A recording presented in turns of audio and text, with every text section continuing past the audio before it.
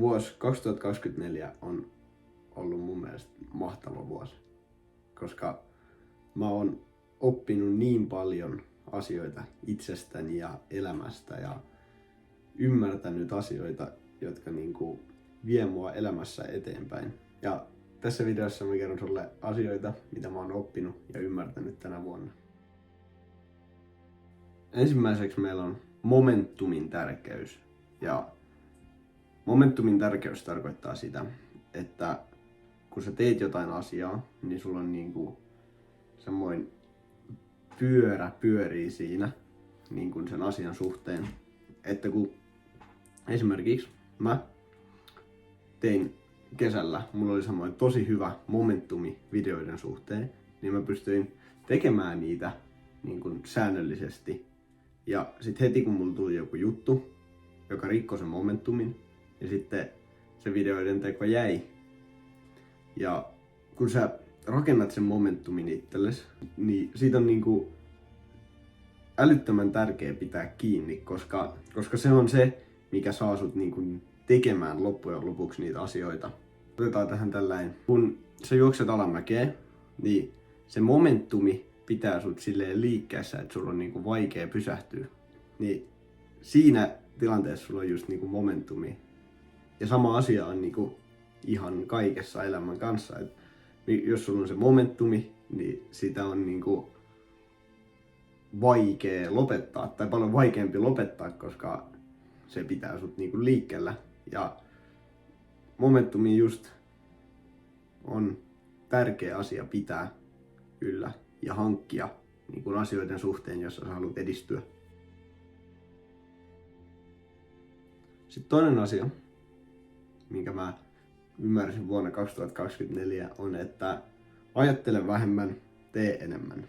Ja tämä tarkoittaa sitä, että kun sä teet jotain, sun on joku asia, mikä sun pitää tehdä, mulle vaikka just oli YouTube-video, niin kun mä ajattelin, että mitä mä nyt sanon tässä videossa tai mitä mä haluan tehdä, niin se kun mä aloin vaan tekemään sitä, aloin vaan käsikirjoittamaan sitä ja aloin vaan kuvaamaan, niin se loppujen lopuksi se videon tekeminen vei paljon vähemmän aikaa kuin se, että mä ajattelin sitä ja olin silleen, että mitä mä sanon. Ja tälle on kaikenkaan. Esimerkiksi tänään mulla oli joku äikän juttu, mikä mun piti tehdä koulun kautta, niin mun piti tutkia jostain Pedanetista, että mikä kirja mun pitää lukea.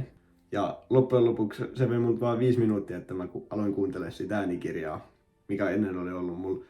Mä olin viikon lykännyt sitä eteenpäin, että mun pitää etsiä Pedanetista ja tälleen. Eli älä ajattele niin paljon, vaan ryhdy suoraan hommiin. Koska se ajattelu vie paljon enemmän aikaa ja energiaa kuin se itse asian tekeminen.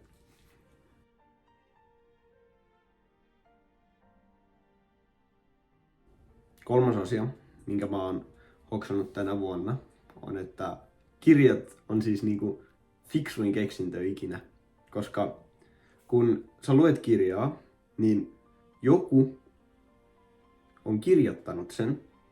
Ja mä en nyt tarkoita tässä mitään sellaisia jotain fiktiokirjoja tai silleen tällaisia tarinakirjoja, vaan sellaisia itsensä kehittämiskirjoja, esimerkiksi just tää, muuta ajatteluasi, saavuta tavoitteesi, niin tähän kirjaan tämän kirjailija on kirjoittanut vaan kaiken, mitä se on elämän aikana oppinut ja tehnyt siitä sellaisen, että se opettaa ihmisiä sen mukaan, mitä sä oot itse elänyt. Niin sit sä saat periaatteessa, sanotaan nyt vaikka 50 vuotta elämän kokemusta lisää sillä, että sä luet kirjan. Ja sitten sä pystyt lukemaan monia kirjoja. Ja mieti kuinka paljon se edistää sua, kun sä luet ihmisten kirjoja, jotka on menestyneitä miljonäärejä ja hyviä bisnesmiehiä ja silleen